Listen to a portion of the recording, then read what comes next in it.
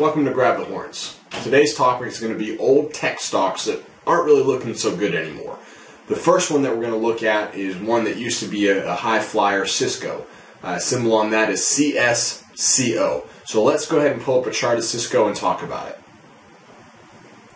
So here we've got a chart of Cisco. Now Cisco, basically what we're looking at here is continued to drop, and really the reason for that is you'll see they've really had disappointing earnings, and those have really just continued to plague them. So you'll see here when it was at its high of around $26 a share, which it struck intraday and came back down and actually had a bad day that day.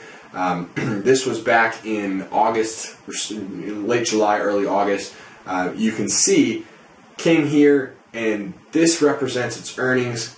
Giant gap down on the day its earnings were released. Really bad earnings caused Cisco's price to drop here from around $23, almost $24 a share down to $21 a share. So a big drop there. Continued to kind of mess around. Got up high again. We see here another weak earnings. Dropped from around $24.50 all the way down to about $20 a share. So another $20.50 roughly. Another really big drop there. Another disappointing earning number. And then we come back, and we're looking at around January. Same exact thing happened. We see here earnings were released this day, was at around $21, $22 a share. Gap down the next day to about $19 a share. So those three earnings sessions congruently led to some giant gap downs, and every single one has been followed by Cisco continuing to trend down here. As we can see, just recently earnings were released. And again, similar type of thing happened, not to the same extent, but you can still see here about $17.75 a share.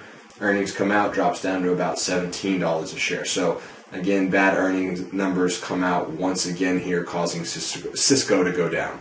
And the next stock that we're going to look at here, again, another used to be real high flyer. We're going to look at Nokia. So the symbol on that, NOK. Let's go ahead and pull that up. What we'll see with Nokia, they've also had some bad earnings, which have really not helped them too much. And you'll see here, their forward guidance hasn't been so well either. As we can see, though, this stock hit its high back in late January, and we can see right after it's hit its high, next couple of days, took a giant gap down, and it's been trending down ever since then. Had a nice gap up here, but again, another gap down here, and another giant gap down here just recently. It's at its low, 645, and it's right off of those lows right now. And what you'll see here is this is a simple moving average. 2 standard deviations above is the red line. 2 standard deviations below is the purple line.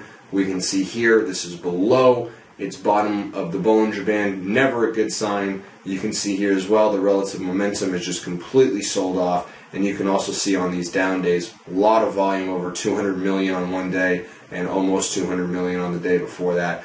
Not good signs at all for Nokia. And so that's another one of those tech stocks that are in a lot of trouble right now.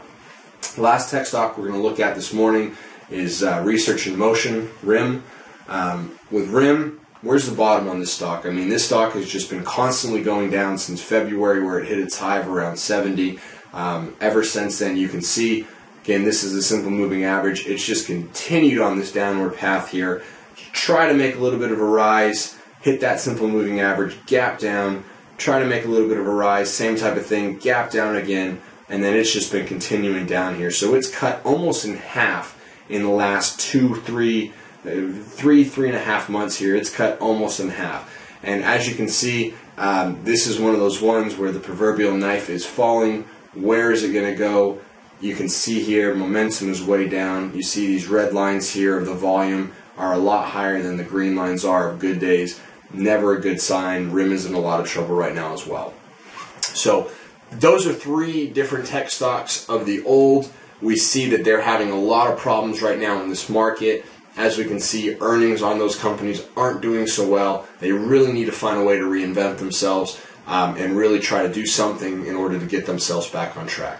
So I hope this was helpful. Gives you a couple of different stocks to look at.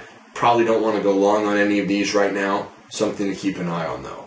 As always, get out there, grab the horns.